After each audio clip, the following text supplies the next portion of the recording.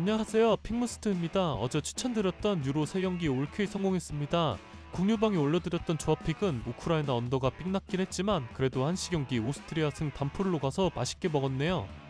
저희 국유방 어제 야구부터 시작해서 축구까지 달달하게 수익 보는 하루였고요.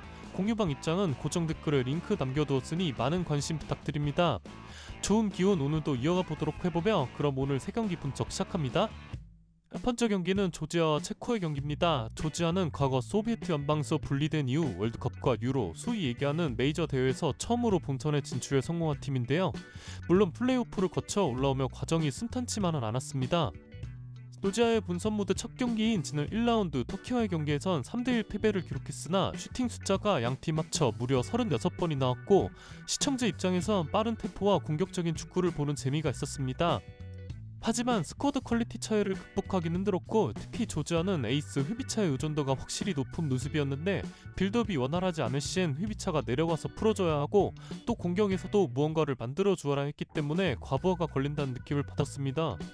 체코는 1라운드 포르투갈을 상대로 프로보드의 멋진 중거리 슈팅 득점으로 선제골을 기록했으나 흐라나치의 두루난 자책골로 동점을 허용했고 후반전 추가시간 테드로 헤트에게 측면이 묻어지며 결국 동료 직전에 역전을 허용했습니다.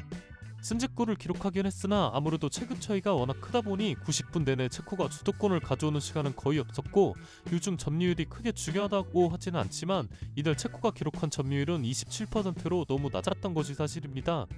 물론 2라운드에서 조지아를 상대로는 전혀 다른 전술을 준비해올 것입니다. 체코의 강점이라면 공격수 패트릭 시크를 비롯해 미드필더의 토마스 수체, 안토닌 바란, 루카스 프로부도 등 190cm의 제공권이 뛰어난 선수들이 많다는 점입니다. 이러한 단점을 공격 상황에서도 자주 활용하는 모습을 보였고 체코의 대부분의 위협적인 공격은 측면에서 시도하는 크로스오부터 시작되었습니다. 프로보드가 중거리 득점을 기록한 이전 장면도 막상 격합 이후 튀어나온 세컨볼을 잡으면서 나온 득점이기도 하고요. 체코가 럴드컵에서는 그다지 이름을 알리지 못했어도 유로에서만큼은 근본이 넘치는 팀인 것이 체코와 슬로바키아가 분리된 이후 치른 첫 대회인 1996년 유로에서 준우승을 시작으로 8회 연속 본선에 진출하고 있는 팀입니다. 미조에 밀려서 덜 주목을 받아서 그렇지 에토조도 꽤나 빡센 죽음의 조라고 부를 수 있는 조라서 체코의 토너먼트 직행이 쉽지는 않겠으나 최악의 경우 3위라도 기록한다면 3위 팀들 간의 승점 경쟁에서 토너먼트 진출을 생각할 수도 있습니다. 물론 이러한 과정들이 이루어지기 위해선 이번 2라운드에서 조지아를 상대로 승점 3점을 획득하는 것은 필수적이기 때문에 최근 유로 대회에서 좋은 성적을 기록하고 있는 체코 대표팀의 승리로 추천드립니다. 두 번째 경기는 티르키예와 포르투갈의 경기입니다. 공식 명칭은 티르키예로 변경되었지만 이번 분석에선 편의상 터키로 체하겠습니다. 터키는 지난 1라운드 조지아를 상대로 화끈한 공격 축구를 보여주며 3대1 승리를 기록했는데요. 2005년상의 어린 선수 아르다 귤러는 지난 시즌 레알 마드리드 이적 이후 많은 기회를 받지는 못했으나 로테이션이 필요에 따라 순간마다 선발로 출전해서 기대 이상의 활약을 보여주었고 그 좋았던 모습을 이번 유로 대회에서도 이어나가고 있는 모습입니다. 오른쪽 측면 공격수로 출전하여 측면과 중앙을 오가며 공격에서 많은 영향력을 보여주었고 특히 65분에 기록했던 팀의 리드를 가져오는 엄청난 궤적의 왼발 가마차기는 정말 이 선수의 재능이 얼마나 대단한지를 알 수 있는 득점이었는데요. 이번 대회는 독일에서 펼쳐지지만 독일에는 터키 이민자를 포함해 터키계 독일인이 굉장히 많습니다. 수치상으로는 최대 700만 명이 독일에 살고 있다고 하는데요. 개최국은 독일이지만 사실상 터키의 홈이라고도 볼 수 있을 정도로 많은 터키 팬들이 경기장을 찾고 있습니다. 포르투갈은 지난 유로 2016 우승 및 18-19 시즌 네이션스 리그 초대 우승팀이기도 한데요. 최근 유로 대회에서 8연속 토너먼트 진출에 성공하고 있을 정도로 유럽에서도 손꼽히는 강팀 중에 하나입니다. 이번 대회에서 호날두의 라스트 댄스를 기대하는 사람들이 많기 때문에 포르투갈이 좀 더 주목을 받고 있는 듯한 모습인데 빅리그를 떠나 사우디 리그로 이적한 지 2시즌이 되었고 이제 39세의 나이지만 오프더볼 움직임이나 골 냄새를 맡는 능력은 여전한 모습이었습니다. 유르나르도 실바나 브루노 페르난데스 등 뛰어난 선수들이 많기 때문에 체급은 정말 높은 팀이라고 생각하지만 이번 대회에서 포르투갈에게 가장 우려되는 부분이라면 바로 루베르트 마르티네즈 감독인데 피파 랭킹 1위도 찍던 지난 벨기에의 황금 세대를 6년간 이끌면서 단 한 번의 트로피도 들어올리지 못한 것은 물론이며 2022 카타르 월드컵에서 벨기에를 조별리그 탈락으로 이끈 감독이라는 점에서 이번 유로 예선에서 10전 전승을 기록하긴 했으나 아직은 의문점이 많습니다.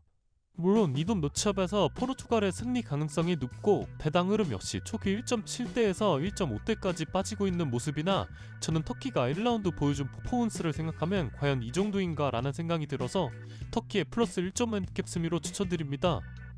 그 번째 경기는 벨기에와 루마니아의 경기입니다. 벨기에는 1라운드 초 최악체로 평가받는 슬로바키아에게 0대1 패배를 기록했는데요. 루카쿠는 경기 시작 2분 만에 찾아왔던 빅찬스를 말아먹는 것을 시작으로 VAR 끝에 2번의 득점 취소와 3번의 빅찬스 미스를 기록했습니다. 물론 루카쿠 탓만은 하기에는 이선에서 데브라이너를 제외하면 트로사르와 도쿠오토무 너무나도 좋지 않아 보였고 오히려 후반전 84분 로이스 오텐다가 투입되면서 위협적인 장면들이 많이 나왔는데 교체카드를 더 이른 시간에 썼으면 어땠을까 하는 생각이 들었습니다. 루마니아는 1라운드 우크라이나를 상대로 3대0 대승을 기록했습니다. 이번 유로 본선 2조에선 루마니아와 슬로바키아는 언더독의 위치인데 두 팀 모두 1라운드에서 승리를 기록하는 이변을 연출한 모습입니다.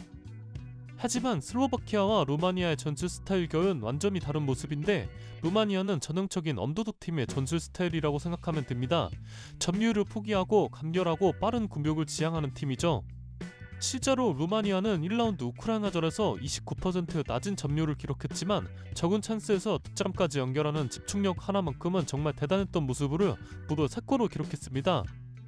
물론 이날 기록한 3골이 하나는 상대의 실수로 시작된 골이었고 2골은 중거리 슛 득점이었기 때문에 다음 라운드에서도 예관성 있는 득점 패턴을 보여줄 수 있을 거란 기대는 크지 않습니다.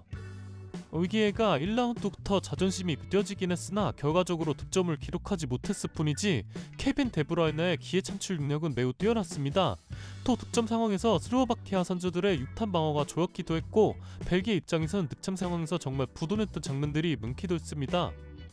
루마니아가 1라운드에서 2단 아닌 2단을 일으키긴 했으나 2라운드에서 일관성 있는 경기력을 보여주기엔 상대가 너무 강력하며 벨기에가 둑이 바짝 올라있는 상황이라는 점에서 벨기에의 승리를 추천드립니다. 대당이 많이 떨어진다면 저는 핸디캡 승리까지 고려해볼 생각입니다.